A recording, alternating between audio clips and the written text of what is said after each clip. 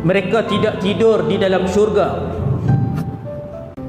Maka di dalam syurga Allah membuang tidur. Ahli syurga tidak buang air besar, ahli syurga tidak buang air kecil, dan ahli syurga tidak pun meludah membuang kahaknya. Tetapi kita kena ingat, dalam syurga semua nikmat ada. Nikmat yang paling ditunggu-tunggu oleh seluruh orang lelaki ialah nikmat bidadari. Semua orang perempuan bidadari.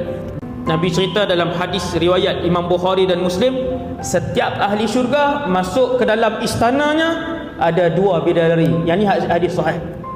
2 orang. Kedua-duanya saling berbaik-baik. Sesiapa yang ahli syurga, maka dia akan didoakan oleh bidadarinya. Ni sejak kita hidup ni. Ya Allah, mudahkanlah urusan suamiku. Ya Allah, berikanlah hidayah untuk dia beribadah kepadamu. Dan ketika mana isteri yang jahat di atas muka bumi menyakiti suaminya, mengingkari suaminya, berlawan dengan suaminya, kata Nabi dalam hadis yang sahih, isterinya di dalam istana sana, di dalam syurga, akan menjerkah isteri di atas dunia itu, wahai wanita, celakalah kamu berbuat kasar dengan suamiku.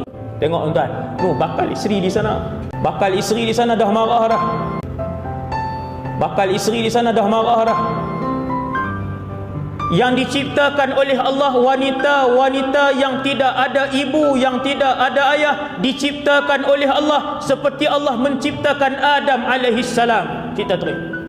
Maka bidadari kesemuanya tidak ada ibu dan ayah. Mereka manusia seperti kita, 100% manusia seperti kita, senyum seperti kita, berjalan seperti kita.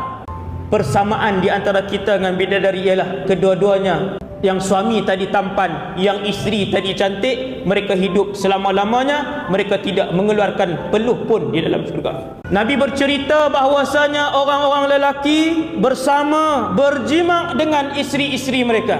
Kita ingat dalam syurga dia tak ada nikmat tu tak? Bahkan itulah yang nikmat yang disebutkan oleh Nabi dalam hadis-hadis yang sahih, dan Allah sebutkan secara tidak langsung di dalam Al-Quran. Wahum fi syughulin fakihun. Mereka sibuk di dalam syurga, di dalam istana mereka. Lalu sahabat tanya, apakah yang mereka sibuk itu ya Rasulullah? Ibnu Abbas mentafsirkan ayat itu, mereka sibuk memecahkan keperawanan isteri-isteri mereka. Tuan-tuan, semua nikmat-nikmat dunia Allah sediakan dalam syurga. Untuk Allah bagi tahu kepada kita, tak perlu kalian kejar dunia yang sementara. Berkorbanlah hidup kalian untuk aku akan berikan nikmat selama-lamanya dalam syurga. Apabila kita duduk di depan pintu syurga, Allah tukarkan tubuh badan kita. Tubuh badan, tangan, kaki, muka, kepala ini, semua ni akan ditukar oleh Allah Subhanahu Wa Taala. Di mana? Di depan pintu syurga. Allah akan ubah kita menjadi situ nadhira'an, 60 hasta tinggi. Tuan-tuan, kalau lebar pintu pun lebih kurang 1000 km, lebar pintu syurga. Kalau kita kecil, macam mana nak masuk? Bukan macam mana, maksudnya jenuh berjalan, teruk untuk berjalan, jauh dan luas sangat. Maka Allah SWT tinggikan kita. Ini hadis sahih. Kesemuanya ditukarkan umur mereka menjadi 33 tahun, lelaki dan perempuan. Ini satu riwayat. Maka untuk memastikan setiap ahli syurga menggunakan nikmat syurga secara maksimum, Allah memudahkan mereka.